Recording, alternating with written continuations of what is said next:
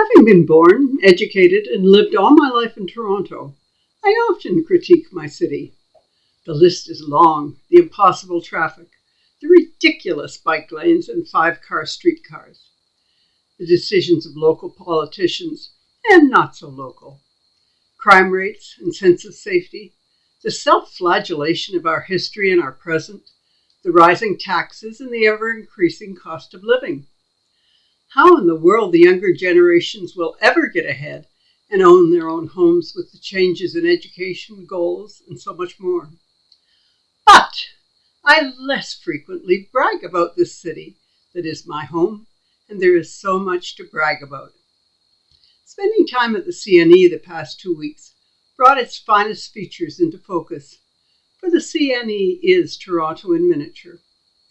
The things that we take for granted, but which impress those who visit because of what we are, shortcomings and all. What does it mean for Toronto to be the most multicultural city in the world? It means that nationals of 230 countries are represented here, and 160 languages spoken. It means that prayers rise to heaven, or wherever, from virtually every religion, and that those who question or deny a deity are free to not worship. It means that enclaves representing different ethnicities, sexualities, and integrated communities mingle. Your choice. And in its 146th year, our annual Great Gathering, the Canadian National Exhibition, demonstrates this best of all. Diversity and compatibility happily engaged in their pick of the show. Perhaps tolerance is the best word for it. A live and let live attitude to all that goes on around them. And at the X, you find everyone engaged in just that. There are babes in arms, to seniors struggling on their walkers as they eat cotton candy, children chasing one another, men walking arm in arm, couples gleefully riding the Polar Express and screeching on Pharaoh's Fury. There are carnies and students working there, a rite of passage for teens, earning their spending money for the upcoming school term. And when it comes to attire, from burqas to bikinis, the brilliant colors of African robes to the neutrals of the North, from bared chests to the uniforms of the armed forces, and those proudly proclaiming their heritage to those outrageously modern, all going virtually unnoted. It's impossible to count the languages heard throughout the grounds, although laughter is universal.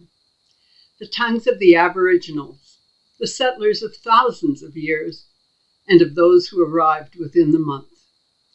And then the foods appealing to each visitor with the familiar and the strange, a symphony of smells and tastes, to say nothing of the specialties created each year. Now, how frozen watermelon can be deep fried, or Hamburg patties bound within donut shells that peel, or pickled dogs make you salivate, I don't know. But I try at least some of the weird and wonderful offerings each year.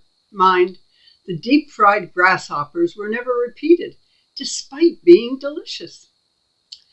Like our city, the CNE is designed for all, not just the wealthy.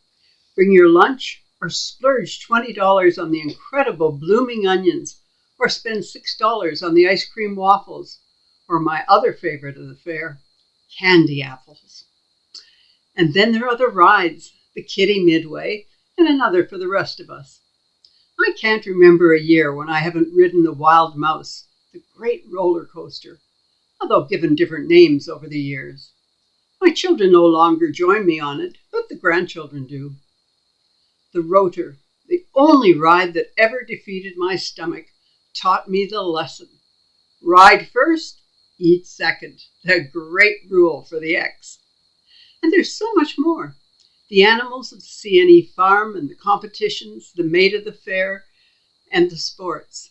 The deals on clothes and plants, hot tubs and bikes, concerts, art, parades, and the air show.